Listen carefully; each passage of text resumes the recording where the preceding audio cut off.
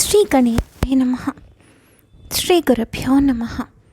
శ్రీ సరస్వత్యై నమః. శ్రీరామ జయ రామ సీతారామ కారుణ్యధామ కమనీయ నామ. శ్రీరామ జయ రామ సీతారామ. ఈ పాట గుర్తురాని తెలుగు వాళ్ళు బహుశా 30 ఏళ్ళు పైబడిన వాళ్ళు ఎవరు ఉండరేమో. అందులో ఆ పాటలో బాలమురళి గారు ఒక మాట పాడారు. అంటే రచయిత మనసుని ఎంత అందంగా ఆవిష్కరించారో. నేనెంతను తీంతో నా భాగ్య గరిమా అంటూ, స్వామి నిన్ను నుతించడానికి కూడా నాకు, నా అదృష్టానికి కూడా కొన్ని సరిహద్దులు ఉన్నాయ్యా, కొన్ని గరిమలు ఉన్నాయ్యా అంటూ. కానీ అన్ని గరిమలను చెరిపేసి గరిమల మించిన సింగారరాయుని కట్టెదుర వైకుంఠంలో కొలువైన కొండల రాయని, బ్రహ్మ కడిగిన పాదం కలిగిన వాడిని, షోడశ కళానిధి అయి షోడశ ఉపచారాలు చేయించుకునే స్వామిని ఒక రకంగా కాదు ఎన్నో రకాలుగా అద్భుతంగా పరమాద్భుతంగా గరిమలను అన్నిటినీ చెరిపివేసి నృతించిన మహానుభావులు గరిమెళ్ళ బాలకృష్ణ ప్రసాద్ గారు.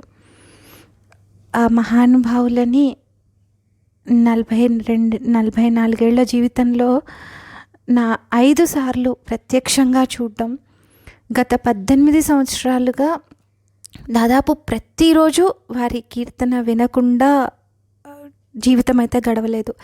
ఏదో ఒక రకంగా వారిని స్మరించకుండా జీవితం గడవలేదు. అలాంటి మహానుభావులు హఠాన్మరణం పొందారు, కైవల్యం పొందారు. అంతర్యామి చింతకు అభినవాన్నమయ్య అంటూ ఎన్నో టైటిల్స్ పెట్టి ఎన్నో వస్తూ ఉంటే అసలు ఏం జరిగింది, ఎందుకు ఇలా జరిగింది అని మొట్టమొదట రామయ్య తొందరపడ్డాడు అనిపించింది. ఇక్కడ పాడుతుంటే సరిపోక వైకుంఠానికి పిలిపించుకున్నాడేమో అని అనిపించింది. నీకేం పని పాట లేదు, ఏం ఇక్కడ వినకూడదా అని పోట్లాడాలనిపించింది.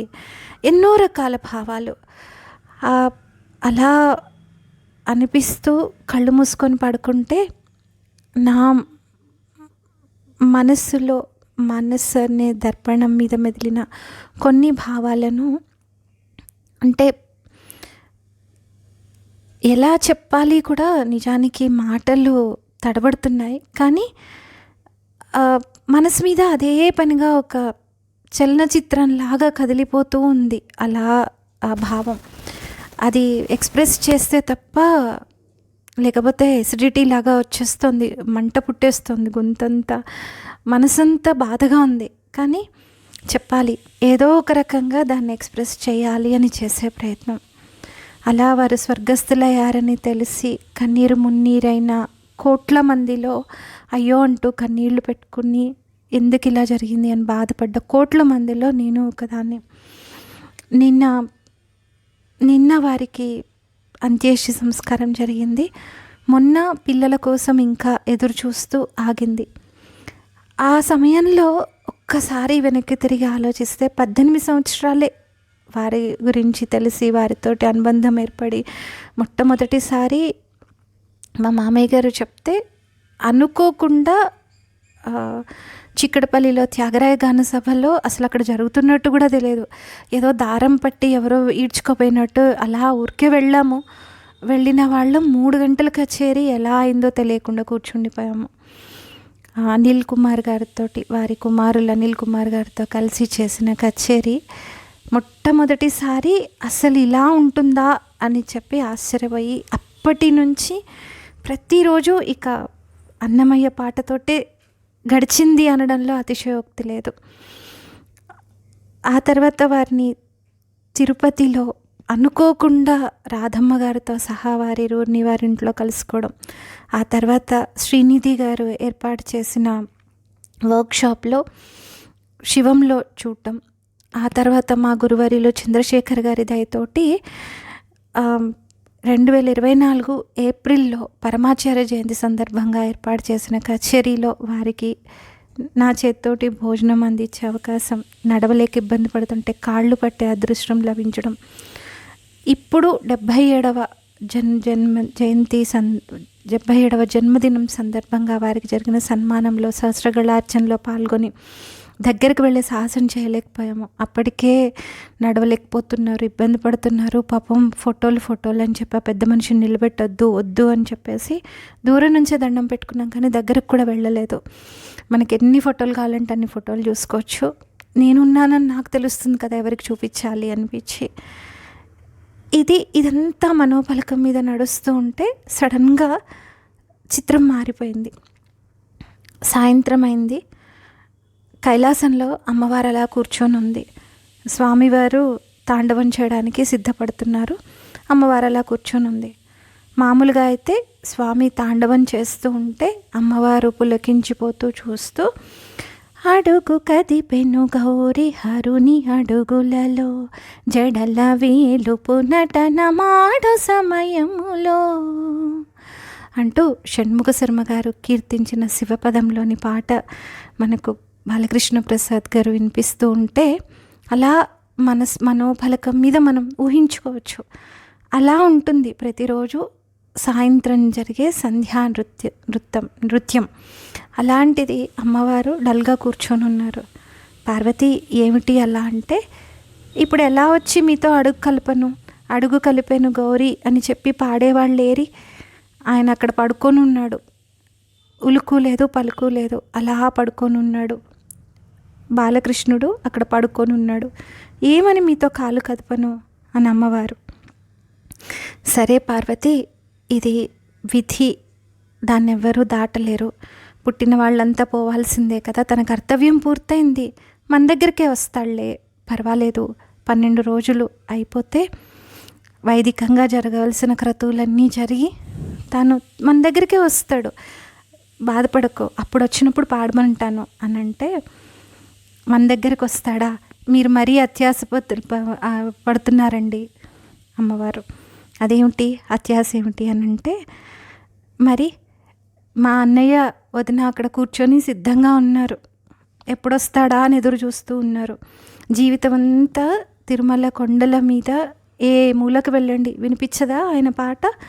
ఎన్ని పాడాడు, ఎంత పాడాడు, ఎంత ప్రాచుర్యంలోకి తీసుకొచ్చాడు. అసలు ఎప్పుడెప్పుడు వస్తాడా అని వాళ్ళు ఎదురు చూస్తూ ఉంటారు. ఏమన్నా తక్కువ వాళ్ళు అనుకుంటున్నారా? ఒకవేళ మా అన్నయ్య పోన్లే చెల్లి కదా అని నా దగ్గరికి పంపిద్దామనుకున్నా మా వదినం ఊరుకుంటుందా?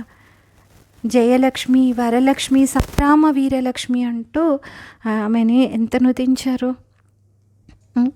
చూడరమ్మ సతులాల శోభాన పాడరమ్మ, కూడున్నది పతి చూడి కొడుతనాంచారి శోభాని అంటూ ఆవిడని ఎత్తున పెట్టుకున్నారు. ఒక రకంగా చెప్పారా? అన్నయ్యనంటే సరే వదిలేసేయండి, మా అన్నయ్యే, మరి పరా ఇంటి నుంచి వచ్చిన వదినమ్మని కూడా అంత నెత్తిన పెట్టుకున్నారు. ఇప్పుడు ఆవిడ రాణిస్తుందా? అంతగా నుతిచ్చిన వాడిని ముందు నా దగ్గరికే రావాలంటుంది. ఆవిడ రాణిస్తుందా అన్నయ్య అంటే నా వాడనుకుంటే? అంటే అవునమ్మా, నా ఒక్కదాన్నే నుతించాడు, నిన్నేమనలేదు కదా. అమ్మో లక్ష్మి వదిన వచ్చేసావా, ఏమిటి ఇలా వచ్చావు అని అంటే, నన్ను నుతించాడు సరే, నిన్నేమన్నా తక్కువ అన్నాడా? నీ గురించి ఏమన్నా తక్కువ పాడా బాలకృష్ణ ప్రసాద్? తక్కువ పాడా? నీ మాట కాదనడమ్మా నీలాల కంఠము వాడు అమ్మరో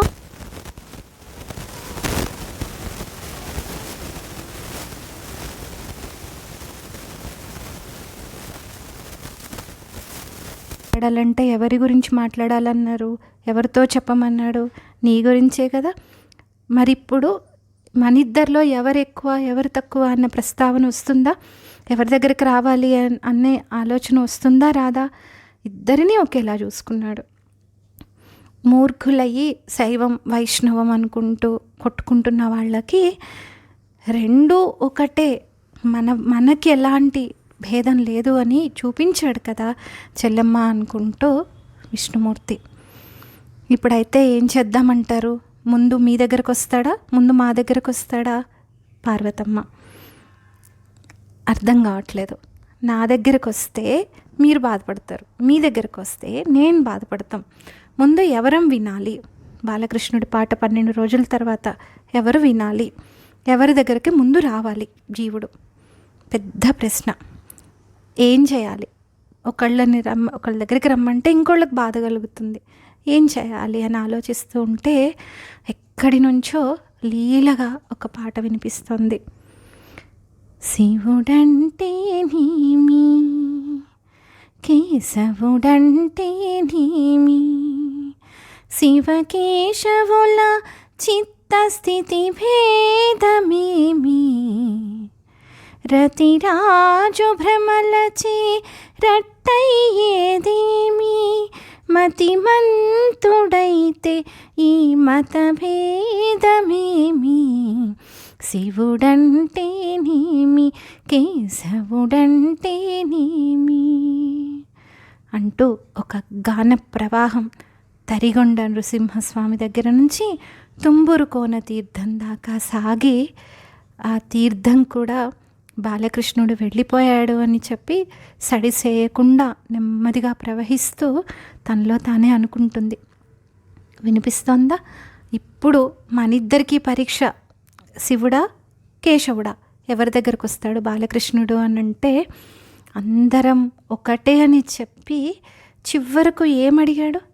మంచి మాటలియుమా శివా, నిన్నెంచి పిలిచి తలచి కొలిచేటి మాకు, మంచి మాటలియుమా శివా.